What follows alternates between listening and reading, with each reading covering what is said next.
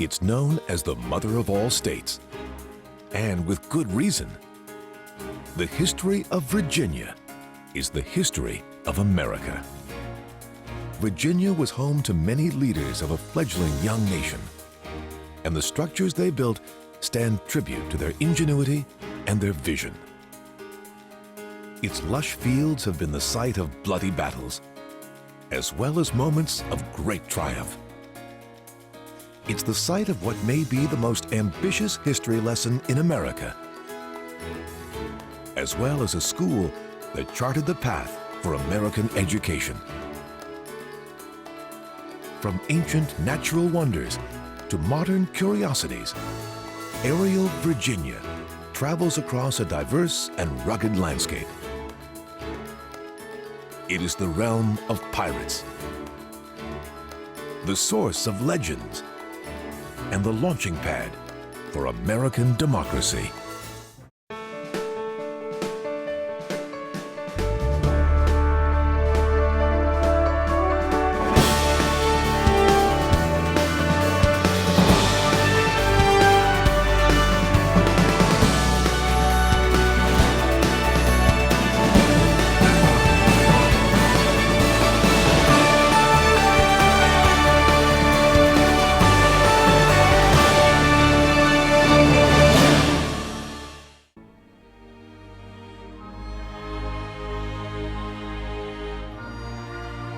The James River. It's a vital waterway that handles more than 25,000 barges full of gravel and grain every year. And it's the artery that first led European settlers to the new American continent. Lined with massive estates and pockets of wilderness, the James cuts a wide swath through the state. But it's here, at Jamestown Island, where the story of Virginia and a nation begins. Settlers arrived here in 1607, and low walls mark the outlines of the first permanent English settlement in North America. The community was anchored by an old fort, which most people believed had been washed into the James River. But in 1994, archaeologists began to uncover remnants of the fort, including more than 150,000 artifacts. All of this land was once controlled by a collection of Native American tribes. They were often at war with the settlers, led by Captain John Smith. In December 1607, Smith and some of his men were captured by the Algonquins. According to Smith, the tribe's chief, Powhatan, was on the verge of killing him until the chief's daughter, Pocahontas, intervened and saved his life. Modern historians believe this scenario is unlikely. They argue that Smith's account was probably based on a cultural misunderstanding.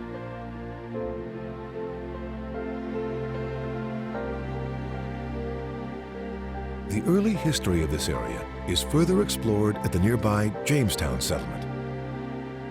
The ships we see in the harbor below are recreations of the vessels that early settlers would have taken over from England.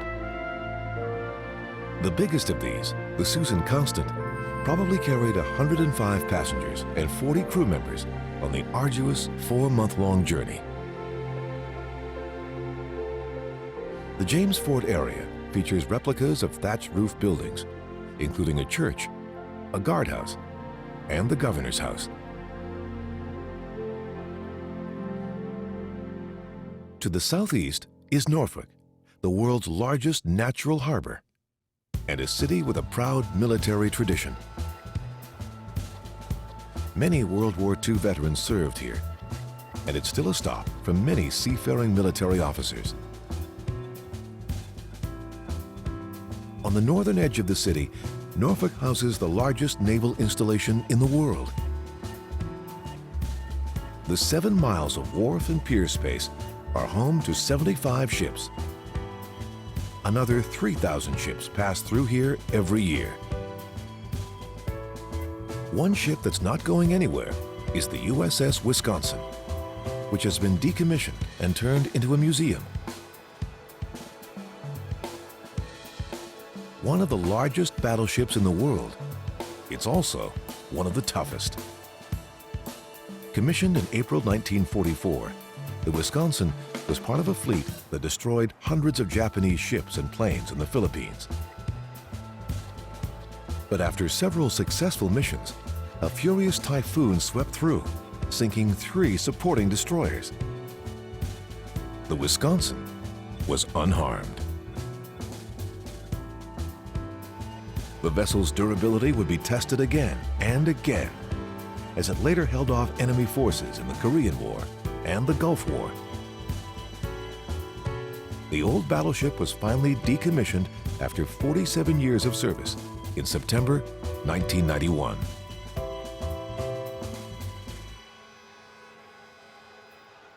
Norfolk's MacArthur Square is named in honor of Douglas MacArthur, the larger-than-life 5-star general. The centerpiece is the MacArthur Museum, formerly the Norfolk Courthouse. When it originally opened in 1850, this cupola was the highest point in the city, and visitors used to climb into it to get a bird's-eye view of the harbor. Just north of the Chesapeake Bay lies Hampton Roads. It's the site of the oldest continually English-speaking settlement in America and an aeronautics and commercial fishing hub. But it originally made its name as a haven for pirates. Every summer, a festival is held here in honor of one of the legendary figures who terrorized the high seas, Blackbeard. When Blackbeard was finally captured, his severed head was put on a pike at the entrance to the Hampton River to deter others from entering a life of crime. Hampton has played a key role in the world of modern aircraft and in the space program. Air warfare as we know it began at Langley Field in 1921. This is where Brigadier General William Mitchell led the first trials on airplanes designed to attack battleships. An experiment that would eventually lead to the creation of the Air Force.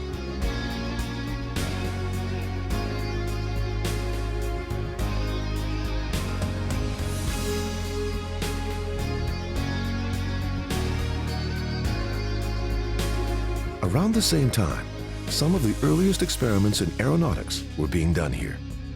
And when NASA decided to put a man on the moon, they brought the first astronauts here to train.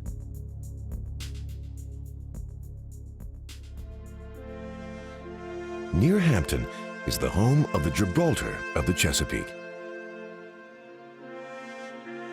better known as Fort Monroe. Named for the 5th president, it's the largest stone fort ever built in the U.S. And the moat that surrounds it makes it a remnant of a lost era. During the Civil War, the fort remained in Union hands, and later it was the home of a very famous prisoner, Confederate President Jefferson Davis, who was captured in Georgia in May 1865 and immediately brought to this stone fortress. For months, Davis was kept in chains, cut off from the outside world, and denied bail or a trial. He was finally released on parole after almost 2 years, and later received amnesty from President Andrew Johnson.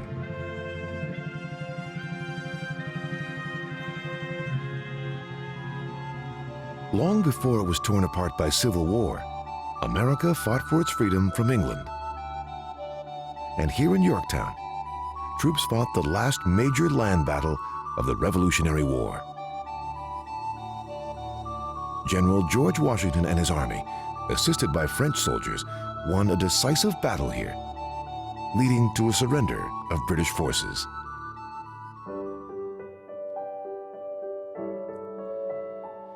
There's only one resort island in Virginia, and it sits along Virginia's eastern shore. Chincoteague means beautiful land across the water, and that's just what this is. Home to just 4,000 people, it hosts 1 million visitors a year.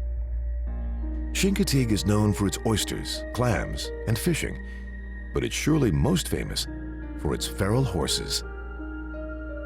Chincoteague horses are notable for their unusually small size. Full-grown ones are no bigger than the average pony and seem to be the perfect resting place for these birds. Every year, all of the horses are taken by water to the nearby island of Assateague, where they are auctioned off to keep the herd from getting too big. Assateague is a barrier island that's been designated a national seashore. The goal is to protect its 37 miles of beach, as well as the many different animals that live here, including 320 species of birds. More than half of the national seashore's 48,000 acres is near the coast, a landscape that's constantly changing due to wind and water.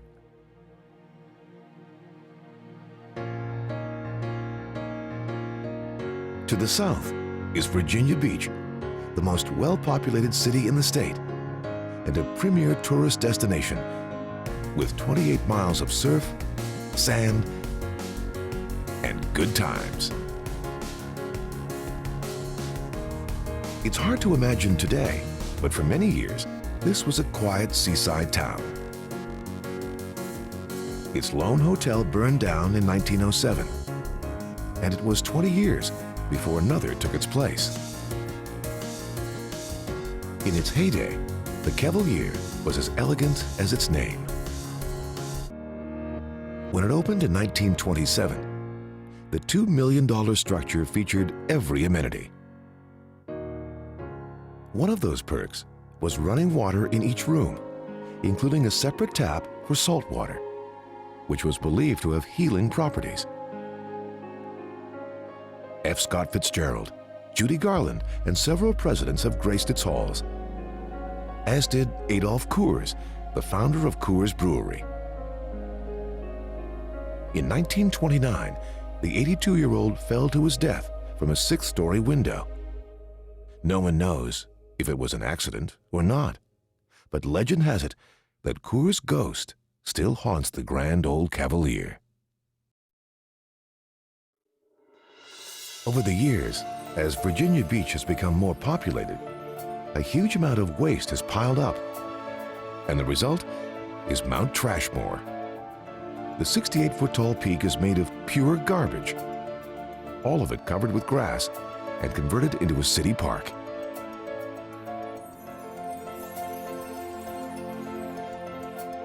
On April Fool's Day in 1992, some local radio personalities made Mount Trashmore the butt of a too clever joke. They announced that the garbage heap was about to erupt from pent-up methane. The humor was lost on some listeners who flooded 911 with calls about whether to evacuate.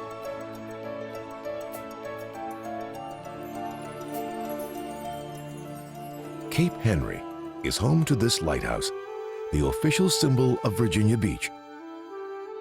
It was commissioned by the federal government when George Washington was president and built with stone from the same quarry used for the White House, the Capitol, and Mount Vernon. The fish oil used to keep the light going here was always a potential fire hazard. The original structure was replaced in 1881 by this second lighthouse just a few hundred feet away. It's nearly twice as high as the original and shines a light that's visible up to 19 miles from shore. Right next door to the lighthouses, but easy to miss, is a replica of a crucifix, erected by a ship full of Englishmen in 1607. They built it to thank God for their safe journey to the New World. But they were soon scared off by a group of Native Americans and fled upriver to Jamestown, where they settled. Of course, those early settlers would have been amazed and dumbfounded to see a bridge stretching right across the Chesapeake Bay. The Chesapeake Bay Bridge Tunnel is both a tourist attraction and a travel convenience, connecting the Virginian mainland near Virginia Beach with the Eastern Shore. When it opened in April 1964, this 17.5-mile bridge tunnel complex was considered one of the 7 engineering wonders of the modern world.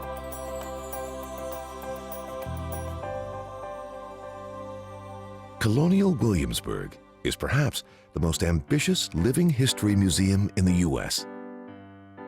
The former capital of Virginia, it houses 88 structures from the 1700s and early 1800s, and more than 300 acres of plants that would have thrived here in the colonial era.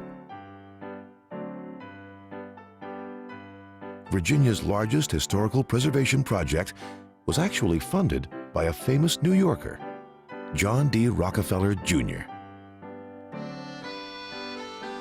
Rockefeller was brought into the project by local pastor W.A.R. Goodwin of Bruton Parish Church.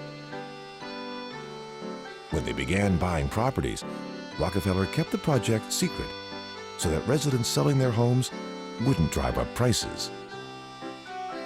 Finally, Rockefeller revealed his intent to restore the town to its colonial glory. Some residents were suspicious, but most were intrigued by the idea. The buildings are full of interpreters who dress, talk, and act as though they're living in the 18th century.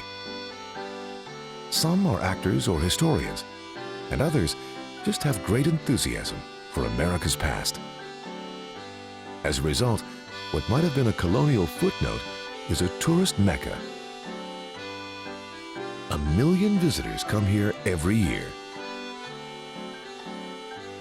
Not all the buildings here are originals, but it can be hard to tell which are authentic and which aren't. The magnificent Governor's Palace burned down in 1781. This is a reconstruction based on a floor plan drawn by Thomas Jefferson, and a 1770 inventory listed many of the original furnishings. Just north of Williamsburg, in Charles City County, the 10-acre Berkeley Plantation is linked to many firsts. It's the birthplace of President William Henry Harrison, who died just 1 month after his inauguration, the first president to die in office. And in July 1862, when Union troops occupied the plantation, it was the first spot where a new lights-out bugle call was played, a simple but powerful tune known as taps. According to legend, taps was played over the burial of a Union soldier. But this site is probably most famous for what some consider the first Thanksgiving.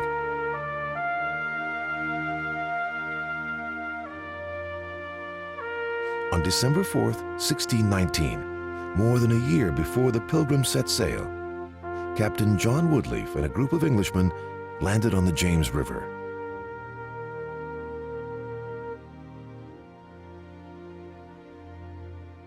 He said that this day shall be yearly and perpetually kept holy as a day of thanksgiving to Almighty God.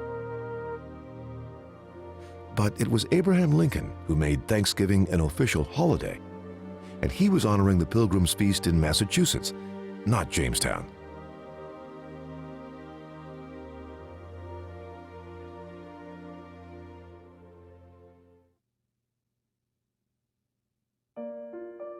Another historic home along the James River is the Shirley Plantation. Although it's now a National Historic Landmark, the main house is still owned and lived in by descendants of the original owner, Edward Hill. This is the site of one of the oldest family-owned businesses in North America, going all the way back to 1638. That's the year Hill established a tobacco farm on this 800-acre property.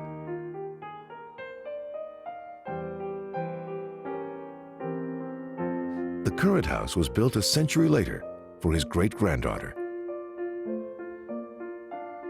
Future Confederate General Robert E. Lee spent much of his childhood here.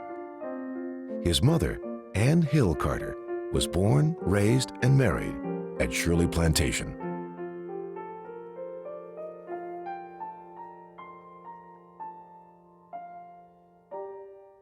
Virginia's state capital, Richmond, has an eclectic mix of neighborhoods. From Jackson Ward, known as the Harlem of the South, to Church Hill, a 19th century neighborhood that overlooks downtown. The history of Richmond is closely tied to its Confederate past. After Virginia seceded from the Union, Richmond immediately became the new capital of the Confederacy, and its headquarters was the State Capitol building. When Thomas Jefferson designed the structure 70 years earlier, he modeled it after a Roman temple. Nearby stands a historic building that's nearly hidden by a group of towering modern structures. It's the White House of the Confederacy. In August 1861, when Jefferson Davis moved in, he had no idea he was under close watch by one of his own slaves. Mary Bowser was a Union spy with a photographic memory.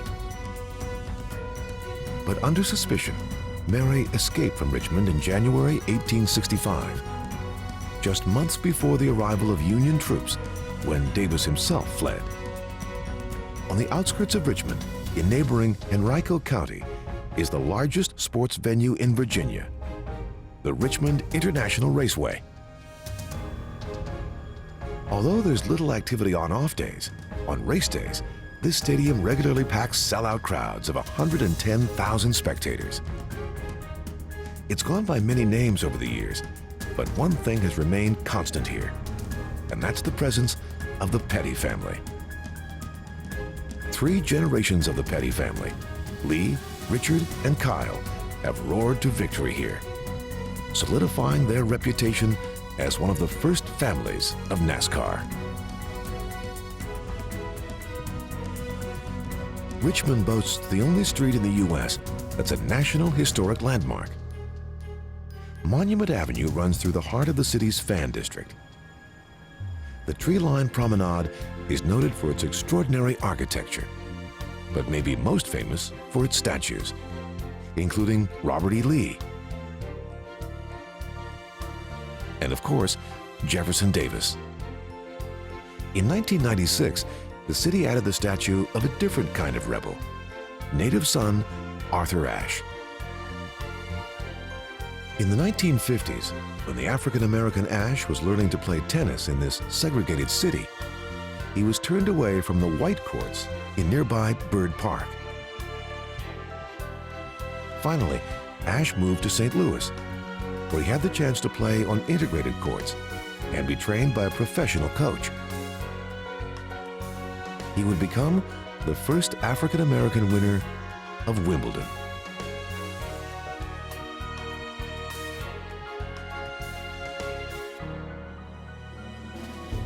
Although Virginia was one of the last states to leave the Union, more than half of the battles in the Civil War were fought here, including at Petersburg. After a failed attempt to capture Richmond in 1864, General Ulysses S. Grant set his sights on Petersburg. The city had 4 rail lines, critical for bringing food and supplies to Richmond. If he could shut down the rail lines and roads here, Grant knew he could overtake the Confederate capital. And soon, the longest siege in American history had begun. Over the course of 292 days, Union and Confederate soldiers exchanged gunfire from their trenches. Desperate to snap the stalemate, Grant's men tunneled behind enemy lines and packed 4 tons of gunpowder beneath one of the Confederate camps. The explosion blasted this crater in the landscape and carved a gap in the Confederates' line. But as Union troops surged into the crater to attack on foot, Lee's men regrouped and launched a counter-assault. Fighting continued here at Petersburg for several months. Grant eventually prevailed, but paid a heavy price. During the 10-month battle, at least 42,000 Union soldiers were killed, wounded, or captured.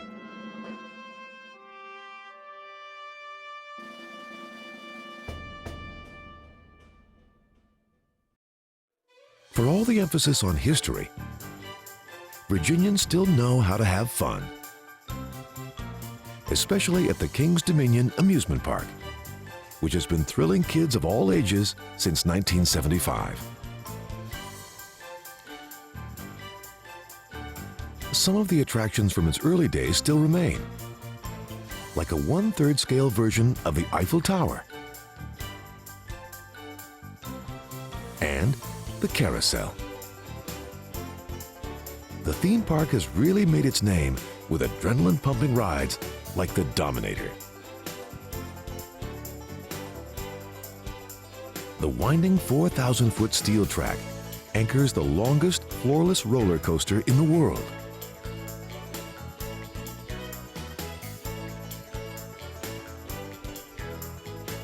And the 272-foot descent on the park's drop tower ride is the steepest in North America.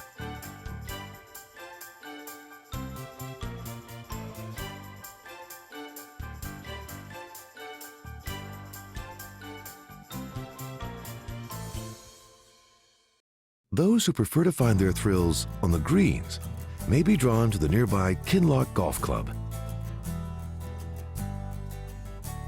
Since its opening in 2001, this par 72 course has become known as the Augusta National of Virginia. And it's been named one of America's 100 best courses.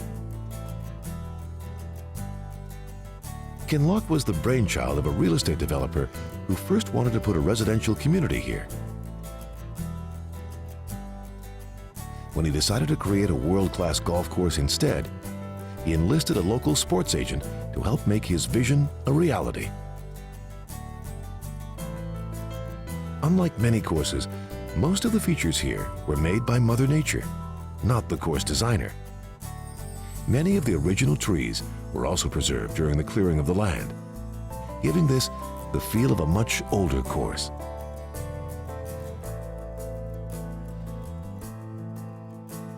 To the northwest is Charlottesville, a college town, but it's also part of the living legacy of Thomas Jefferson.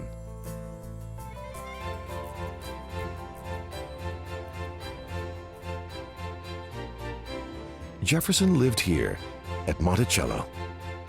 To him, it was more than just a home, and according to some historians, it serves as a kind of architectural autobiography.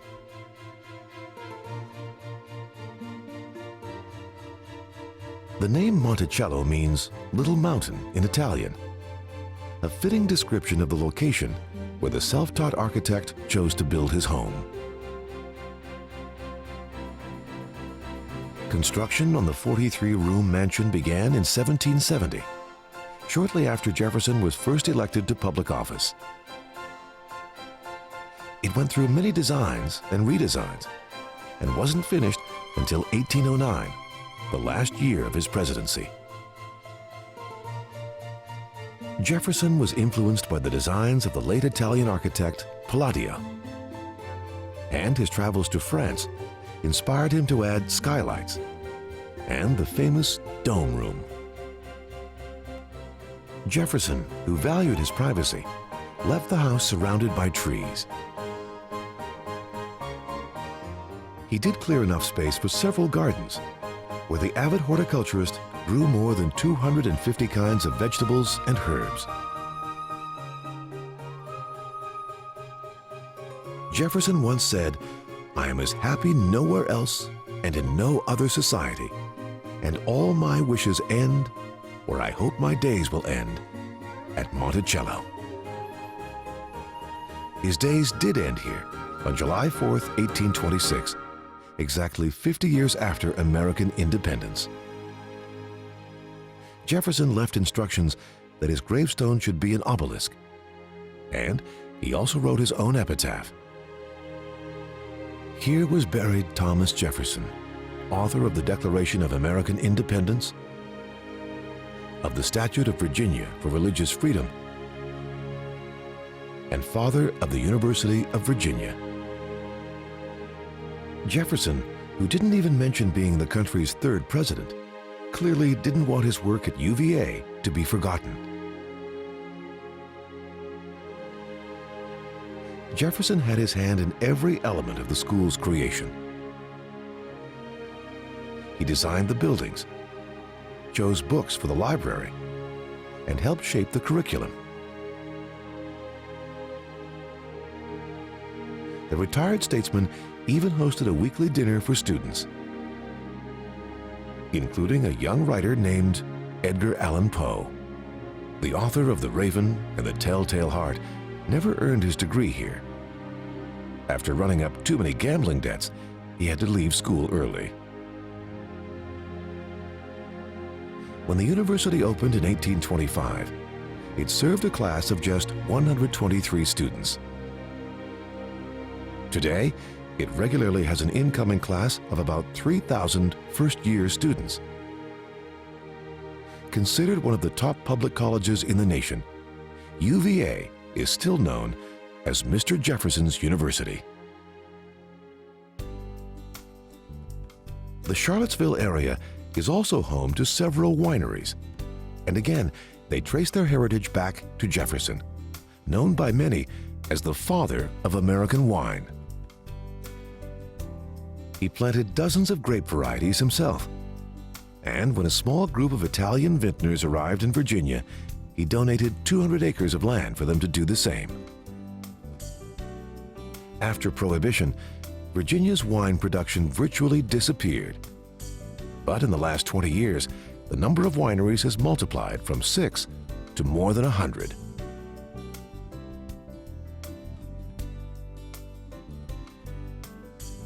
Northeast of Charlottesville is Montpelier, the plantation home of former Jefferson protege, James Madison. After leaving office, the fourth president of the United States found that his land had fallen in value, and he was nearly broke.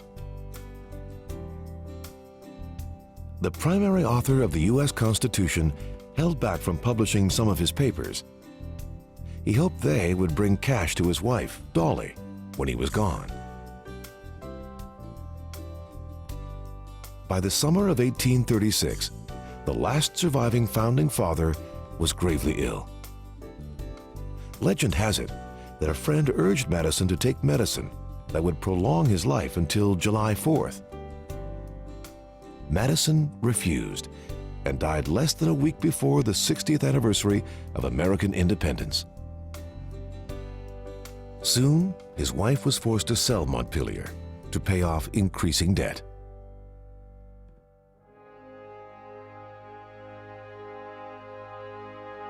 Appomattox Courthouse National Park, 20 miles east of Lynchburg, is where the last chapter in Civil War history was written. The 1,800-acre park has 27 restored structures, including the McLean House. It was here on April 9, 1865, that General Robert E. Lee had a 90-minute meeting with Ulysses S. Grant. Lee and Grant hammered out the terms of a surrender of Lee's troops, ending the bloodiest war in American history with a handshake.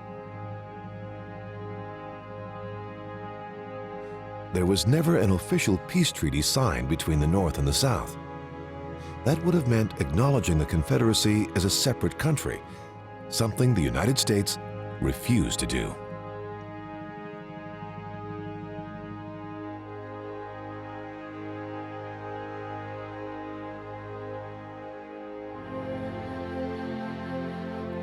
Virginia's Shenandoah Valley is a 200-mile-long swath of wide-open green space, bordered by the Blue Ridge Mountains on one side and the Alleghenies on the other. This lush space is dotted with historic villages and towns, and filled with more than its fair share of natural wonders.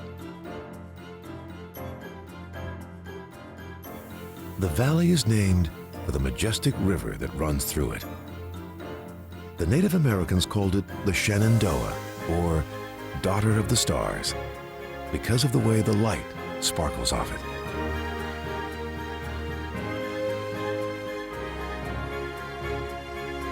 Explorers first discovered the area in the mid-1600s, but the first European settlers didn't put down roots here until the early 1700s.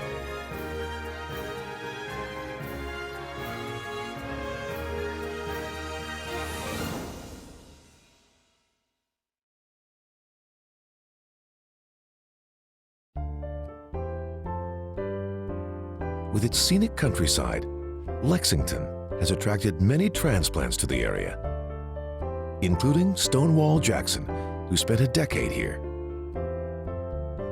He noted that Lexington is the most beautiful place that I remember of having ever seen in connection with the surrounding country. Jackson lived here while teaching at the Virginia Military Institute. The nation's oldest state-supported military college has more than 1,000 students. They serve in ROTC while enrolled here, but may go into the armed forces or become civilians when they graduate. When Stonewall Jackson taught here, he was still known by his given name, Thomas. But he soon earned his first nickname. He was so unpopular that his students called him Tom Fool. Jackson left to fight the Civil War in April 1861 and never returned. He was buried here in May 1863 after the Battle of Chancellorsville. The former teacher of artillery tactics died of complications from a gunshot wound after being accidentally shot by his own men.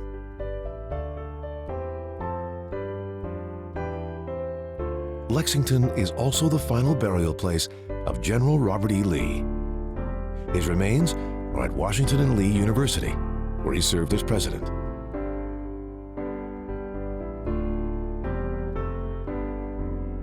Not far away, one of the oldest tourist attractions in the nation soars across the sky.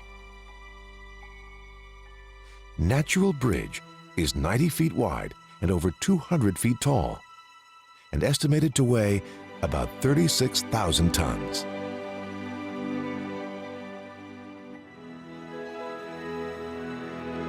This was a sacred site for Native Americans, who first dubbed it the Bridge of God. In the 18th and 19th century, European tourists traveling the countryside by carriage considered this a favorite destination. And it was often listed as one of the 7 natural wonders of the world. Thomas Jefferson bought the site from King George III of England to make sure that it stayed in public hands. Jefferson felt that in this spot, the rapture of the spectator is really indescribable.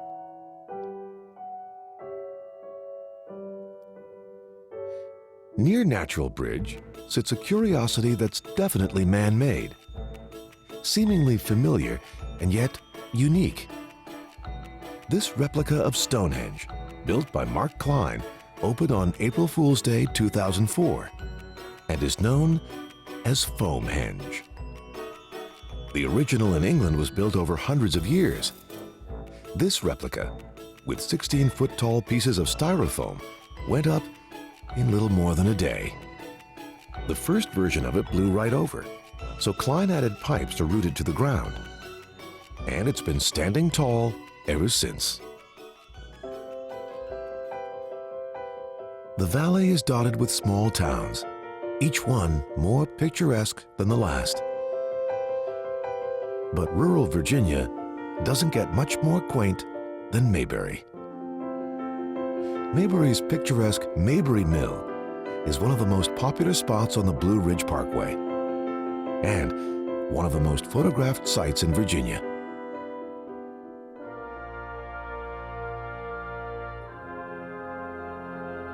Bordering the Shenandoah Valley is a scenic stretch of road that hugs the Blue Ridge Mountains, running from Front Royal to Waynesboro. President Herbert Hoover was known to fish in the area, and legend has it that he liked the view so much he wanted others to be able to share it by car. The road was finally approved by President Franklin Roosevelt. The 105-mile road was built by local farmers, some of whom were displaced by preservation efforts here. The eventual cost was about $40,000 a mile. But the view, priceless.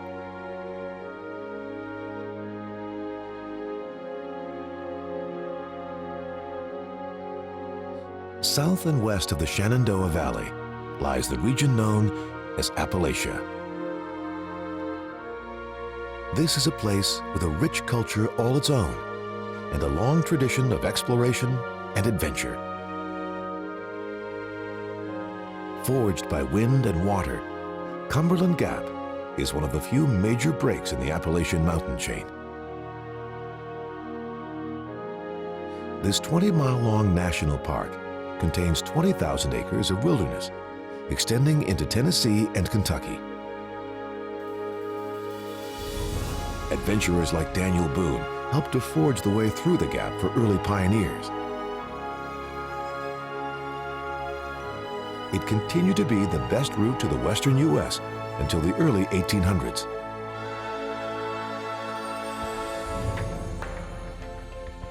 At Virginia's southern border sits the city of Bristol. Built on the site of a former Cherokee village, the town was a popular stop for people heading west in the footsteps of Daniel Boone. But Bristol may be best known for a vicious border dispute with the neighboring town of Bristol. Bristol, Tennessee, that is. The state line ran right down the middle of Main Street. In 1889, a Tennessee man was arrested for trying to put a water line in what Virginia officials claimed was their land. With tempers flaring, armed militias headed out from each state. But the battle ended up in the U.S. Supreme Court, which ordered the border to be finalized once and for all.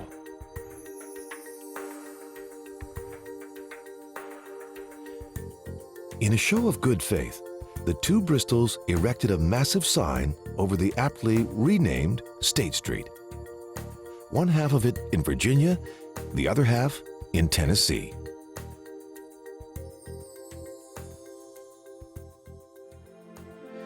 Back in Northern Virginia, Civil War buffs can visit a spot that reveals history times two. Manassas National Battlefield is the site of a pair of deadly encounters, the first and second battles of Bull Run. On July 21st, 1861, the Civil War was just getting underway. When Union troops arrived here, they expected a quick victory and a short war. At first, the Union Army seemed to have the upper hand on Henry Hill. But one group of soldiers managed to hold their ground behind General Thomas J. Jackson. A fellow officer shouted, "Look, there's Jackson standing there like a stone wall." And from that day on, he was known as Stonewall. As the battle raged on, the Southerners managed to push back their northern counterparts. But the two sides had lost a total of 900 men, and any hope for a fast end to the war had vanished. Here on Battery Heights, the two armies faced off again in August 1862. By then, they were much more seasoned, and the stakes were even higher. Union General John Pope set up headquarters behind this house and plotted a return strike against Jackson. A series of uncoordinated attacks did little damage to the Confederate Army. Finally, after 3 days of fighting, the Union Army fled over Stone Bridge. The result was one of the South's great triumphs. Their victory was short-lived. Less than a month later, Abraham Lincoln unveiled the Emancipation Proclamation. a decisive moment in ending slavery and the Civil War.